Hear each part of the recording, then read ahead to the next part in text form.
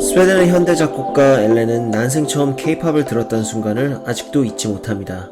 그냥 듣자마자 아니 무슨 노래가 이래 라고 했다는데요. 그런데 이는 서구권 많은 음악인들에게는 매우 일반적인 반응이라고 합니다. 그녀는 스웨덴 수도 스톡홀름 북쪽에 있는 작곡 아카데미 뮤직 마카르나에 재학 중이던 시절 케이팝 히트곡을 작곡하라는 과제를 받았던 기억이 아직도 생생하다고 합니다. 당시 학생들에게 영감을 불어넣어주기 위해 교수님은 당시 핫했던 노래였던 소녀시대의 I Gotta Boy를 수업 시간에 틀어주었다고 합니다. 우리에게는 언제나 쿨한 소녀시대의 노래에 대해 엘렌은 소녀시대의 노래는 정말 충격적이다 못해 미친 노래였어요. 한 트랙 속에 랩, 갑작스러운 템포 변경, 댄스, 락 발라드 등 한 노래 속에 제각각 다른 5개의 트랙이 혼재하는 것 같았어요.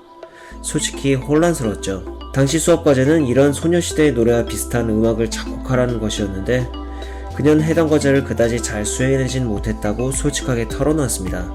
한편 엘렌은 약 8년간 케이팝을 작곡하는 기술을 많이 연마했다고 하는데요. 오늘날 그녀는 스웨덴에서 케이팝 작곡만으로 쏠쏠한 수입을 올리고 있는 엄연한 케이팝 작곡가입니다. 그녀는 우리에게도 익숙한 보이그룹 BTS, 레드벨벳, 그리고 있지의 히트곡들을 작곡하는 데 기여한 숨은 공로자이기도 합니다. 이제까지 스웨덴 작곡가들은 북미 레코드 시장에서의 활동에 많이 집중해오면서 케이티 페리나 테일러 스위프트 등의 상업적 성공을 견인한 바 있습니다. 그러나 이제 이들은 글로벌 신드롬이라고 불리우고 있는 케이팝의 성공에는 없어서는 안 될 재혼들인데요.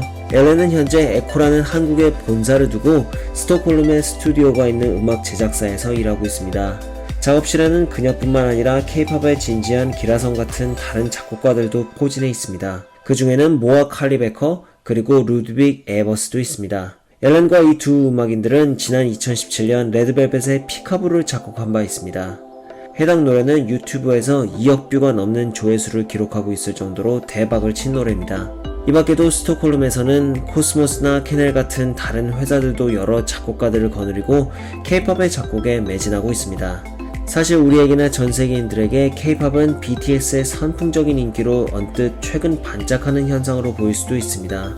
그러나 한국의 음반 제작사들은 전세계인들의 눈과 귀를 만족시킬 수 있는 음악을 만들기 위해 1990년대부터 특히 유럽의 작곡가들에게 끊임없이 러브콜을 보내며 이들과 함께 일해오고 있었습니다. 그 결과 K-팝은 전세계인들의 지속적인 사랑을 받으며 많은 팬을 생성해내고 있습니다. 에마 스톤은 미국의 톱 여배우로서 K-팝 팬으로도 잘 알려져 있습니다.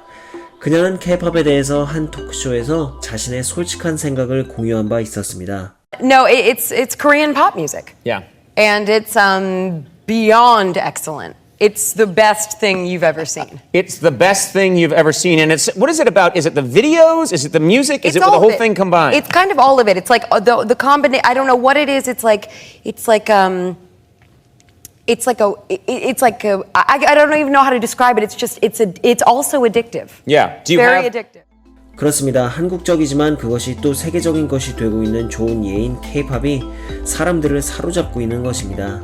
이 세계화에 스웨덴 작곡가들의 K-팝에 대한 헌신과 사랑은 필수적인 것이었습니다.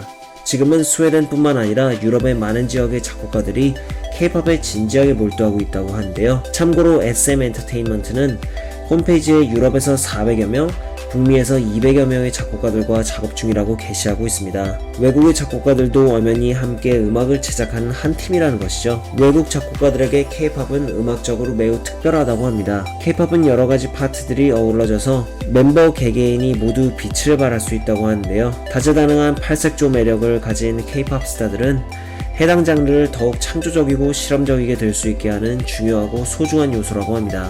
한편 엘렌은 한국어를 거의 하지 못합니다. 그녀가 알고 있는 한국어라고는 다음의 2가지 표현뿐이라고 합니다. 그래도 한국어를 못한다고 해서 K-팝을 작곡할 수 없는 것은 아닙니다. 그녀가 완벽한 멜로디에 영어 가사를 입혀서 한국 작사가에게 넘기면 부분적으로 영어가 들어가 있는 한국어 가사를 새로 입은 K-팝이 탄생한다고 합니다. 스웨덴 작곡가들의 K-팝에 대한 영향력이 커지고 있는 이유에 대해 엘렌은 스웨덴의 음악에 대한 오랜 전통과 체계적인 음악 교육을 들었습니다. 추가로 그녀는 스웨덴의 날씨를 들었는데요.